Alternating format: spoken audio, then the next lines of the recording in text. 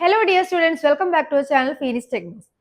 Civil Engineering Competitive Examinations, mainly objective examinations prepare ചെയ്യുന്നവർക്ക് നമ്മുടെ Kerala PSC എടുക്കുകയാണെങ്കിൽ അസിസ്റ്റന്റ് എഞ്ചിനീയർ എക്സാം ആയിക്കോട്ടെ, ഓവർസിയർ ഗ്രേഡ് 1 എക്സാം, അതുപോലെ തന്നെ staff selection commission SSC junior engineer exam, RRB junior engineer എക്സാമിനൊക്കെ prepare ചെയ്യുന്നവരാണ് നിങ്ങളെങ്കിൽ അതിനോടൊപ്പം ഗേറ്റ് എക്സാം കൂടി പറയാം.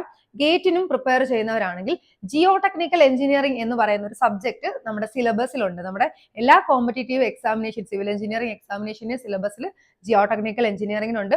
ബിടെക് പഠിക്കുന്ന സ്റ്റുഡൻസും GT1 GT2 എന്നുള്ള രീതിക്ക് 2 സെമസ്റ്ററുകളായിട്ടാണ് GT നമ്മൾ കംപ്ലീറ്റ് ചെയ്തിരിക്കുന്നത്. സോ ജിയോ ടെക്നിക്കൽ എഞ്ചിനീയറിംഗിൽ കുറച്ച് ഇമ്പോർട്ടന്റ് ആയിട്ടുള്ള ഇക്വേഷൻസ് അല്ലെങ്കിൽ ഏറ്റവും ഇമ്പോർട്ടന്റ് ആയിട്ടുള്ള ഏറ്റവും ബേസിക് ആയിട്ടുള്ള GTയിലെ കുറച്ച് പോർഷൻസ് ആണ് ഇന്ന് ഇവിടെ ക്ലാസ് എടുക്കാൻ പോകുന്നത്. സോ ഈ ഒരു പോർഷൻസ് അറിഞ്ഞിരുന്നാൽ മാത്രമേ നമ്മുടെ GTയുടെ തുടക്കം മുതൽ ഒടുക്കം വരെ അല്ലെങ്കിൽ എല്ലാ ചാപ്റ്റേഴ്സിലും ഈ പറയാൻ പോകുന്ന പോർഷൻസ് ആവശ്യമായി വരുന്നതാണ്. അതായത് കുറച്ച് ഇക്വേഷൻസ്, കുറച്ച് ടേംസ്, അതിന്റെ ഡെഫിനിഷൻസ് ഒക്കെ അറിഞ്ഞിരിക്കണം. ആ ഇക്വേഷൻസിന്റെ തന്നെ റിലേഷൻ ആയിട്ട് വരുന്നതാണ് ഇനിയുള്ള ചാപ്റ്റേഴ്സിലും നിങ്ങൾ ഡീൽ ചെയ്യാൻ പോകുന്നത്. സോ എന്തായാലും ബേസിക് ആയിട്ട് മസ്റ്റ് ആയിട്ട് GT പഠിക്കുന്നുണ്ട് എങ്കിൽ ഈ ഒരു പോർഷൻ മിസ്സാക്കാതെ പ്രിപ്പയർ ചെയ്യേണ്ടതാണ്. സോ അതാണ് പ്രോപ്പർട്ടീസ് ഓഫ് സോയിൽ. സോയിലിന്റെ പ്രോപ്പർട്ടീസും അതിന്റെ ഡെഫിനിഷനും അതിന്റെ കുറച്ച് ഇക്വേഷൻസും അതിന്റെ കുറച്ച് കാര്യങ്ങളുമാണ് ഇന്നത്തെ ക്ലാസ്സിൽ പഠിക്കാൻ പോകുന്നത്. ഓക്കെ, അപ്പൊ നമ്മൾ മെയിൻ ആയിട്ട് ഇവിടെ ഡീൽ ചെയ്യാൻ പോകുന്നത് സോയിലിന്റെ 3 phase സിസ്റ്റം ആണ് നിങ്ങൾക്ക് പഠിക്കാനായിട്ടുള്ള. സോയിലിന് 2 phase സിസ്റ്റം ഒക്കെ ഉണ്ട്, 4 phase സിസ്റ്റം ഒക്കെ വരുന്നുണ്ട്. പക്ഷെ നമുക്ക് പഠിക്കേണ്ടത് എന്താണ്? 3 phase സിസ്റ്റം ആണ്. സോ എന്താണ് സോയിലിന്റെ 3 phase സിസ്റ്റം എന്ന് അറിഞ്ഞിരിക്കണം. അതിൽ നിന്നാണ് ബാക്കിയുള്ള ടേംസിന്റെ ഇക്വേഷനും കാര്യങ്ങളും ഡെഫിനിഷൻസും എല്ലാം നമ്മൾ പഠിക്കുന്നത്.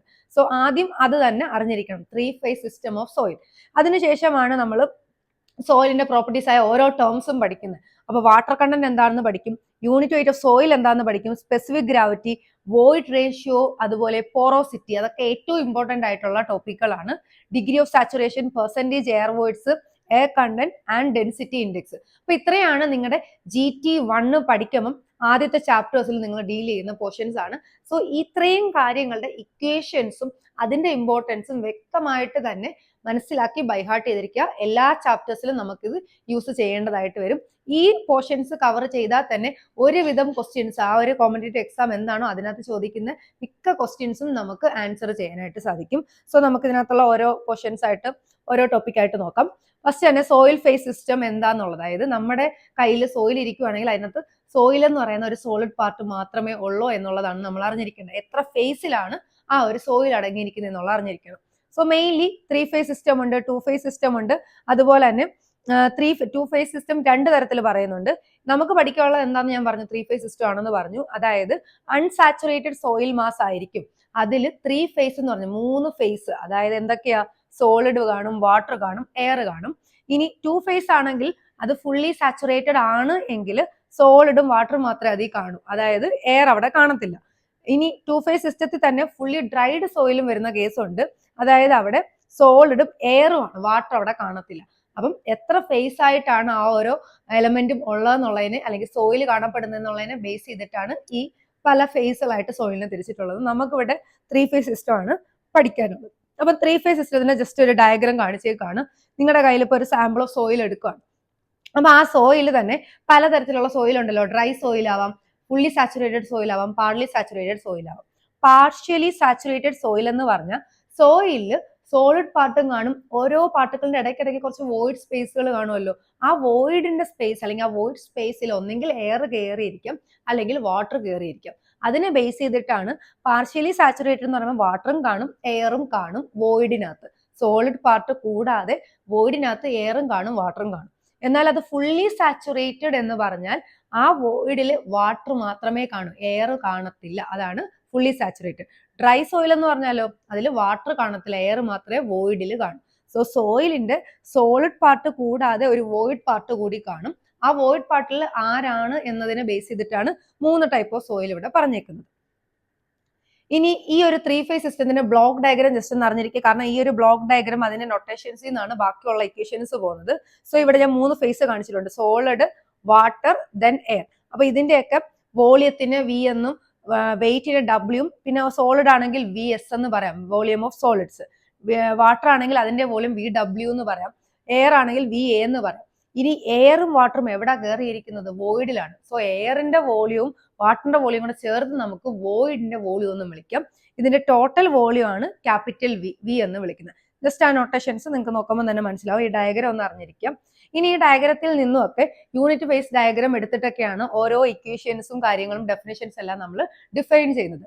ഫസ്റ്റ് ടേം നമുക്കൊന്ന് നോക്കാം. വോയിഡ് റേഷ്യോ, അതിന്റെ നൊട്ടേഷൻ ആണ് സ്മോൾ ലെറ്റർ ഇ എന്ന് പറയുന്നത്. സോ എന്താണ് വോയിഡ് റേഷ്യോ എന്നുള്ള ഡെഫിനിഷൻ ആയിട്ടോ ചോദിക്കാം, അല്ലെങ്കിൽ ഇക്വേഷൻ ആയിട്ടോ ചോദിക്കാം.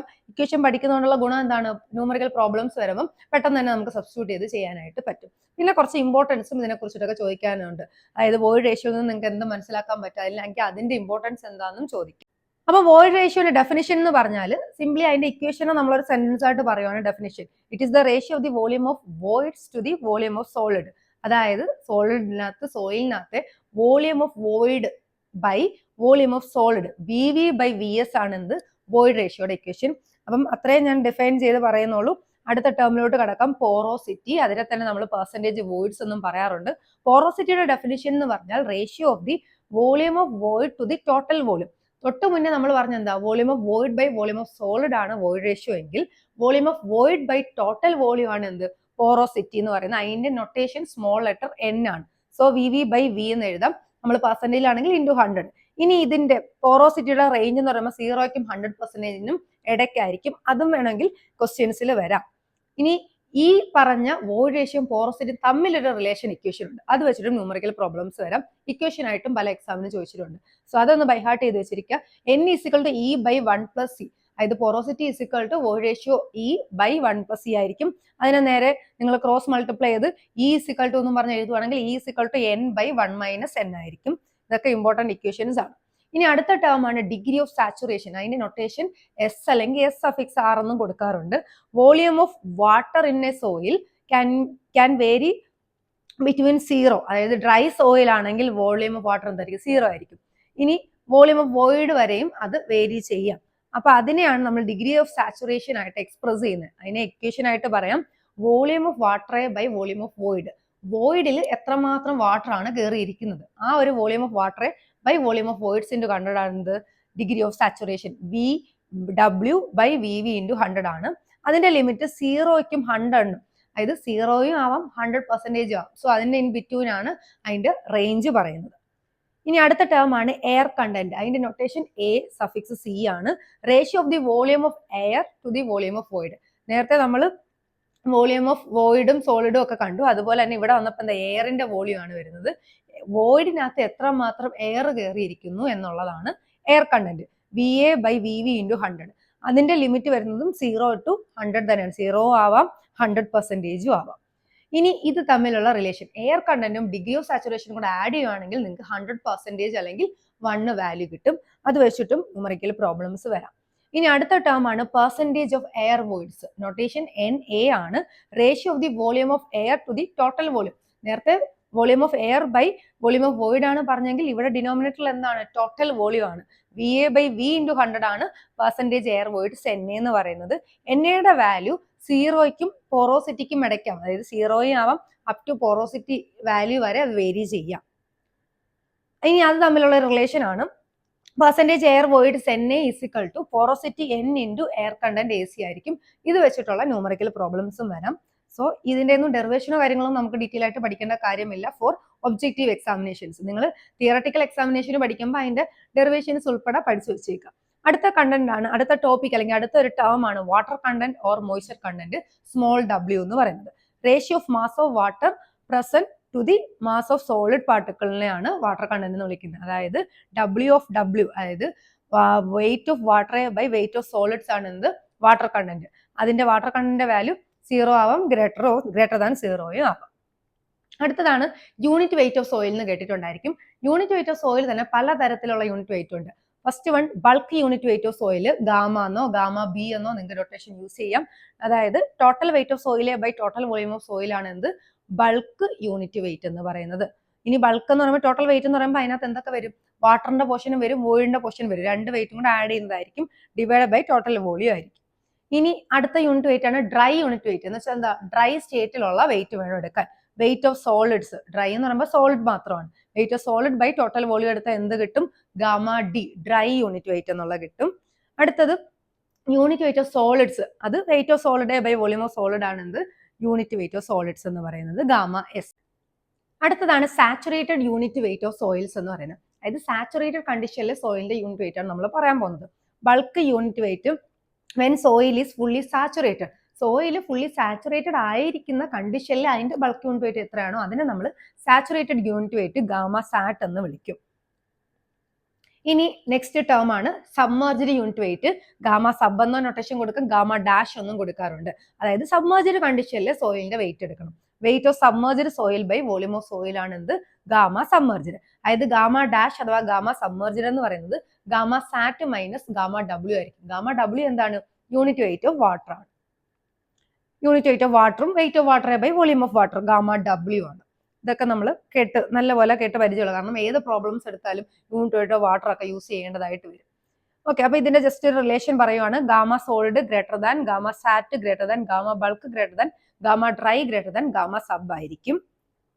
ഇനി അടുത്ത term specific gravity of soil, g or g s എന്ന നൊട്ടേഷൻ കൊടുക്കാം. ക്യാപിറ്റൽ ജി ആണ്. അതായത് ratio of the weight of a given volume of soil solid at a given temperature to the weight of an equal volume of distilled water. അതായത് നമ്മൾ എന്തിന്റെ ആണോ specific gravity കണ്ടുപിടിക്കേണ്ടത് അതിന്റെ യൂണിറ്റ് വെയിറ്റ് ബൈ അതിനെ നമ്മൾ താരതമ്യം ചെയ്യുന്ന സ്റ്റാൻഡേർഡ് വസ്തുവിന്റെ യൂണിറ്റ് വെയിറ്റ് ആണ്. ഇവിടെ ഇപ്പൊ എന്താ unit specific gravity of unit weight അല്ല, സ്പെസിഫിക് ഗ്രാവിറ്റി ഓഫ് സോയിലാ വേണ്ടത്. അപ്പൊ എനിക്ക് ഗാമ എസ് ബൈ ഗാമ ഡബ്ല്യു എന്നും പറഞ്ഞ് എഴുതാം. ഡിസ്റ്റിൽഡ് വാട്ടർ ആണ് ഞാൻ അവിടെ സ്റ്റാൻഡേർഡ് ആയിട്ട് എടുക്കുന്നത്. ഇനി സ്പെസിഫിക് ഗ്രാവിറ്റി തന്നെ പലതരത്തിലുള്ളതുണ്ട്. Apparent or mass or bulk specific gravity ഉണ്ട്. ജി എം എന്ന് പറയുമ്പോൾ ഗാമ ബൈ ഗാമ ഡബ്ല്യു പാർഷ്യലി സാച്ചുറേറ്റഡ് അങ്ങനെ എടുക്കാം. ഡ്രൈ ആണെങ്കിൽ ഗാമ ഡി ബൈ ഗാമ ഡബ്ല്യു എടുക്കണം. സാച്ചുറേറ്റഡ് ആണെങ്കിൽ ഗാമ സാറ്റ് ബൈ ഗാമ ഡബ്ല്യു എടുക്കണം. ജി എം കോൺസ്റ്റന്റ് വാല്യൂ ഒന്നും ആയിരിക്കത്തില്ല, ജിനേക്കാളും ജി എമ്മിന്റെ വാല്യൂ കുറവായിരിക്കും. അടുത്തത് ഡെൻസിറ്റി ഇൻഡെക്സ് അഥവാ റിലേറ്റീവ് ഡെൻസിറ്റി എന്ന് വിളിക്കും.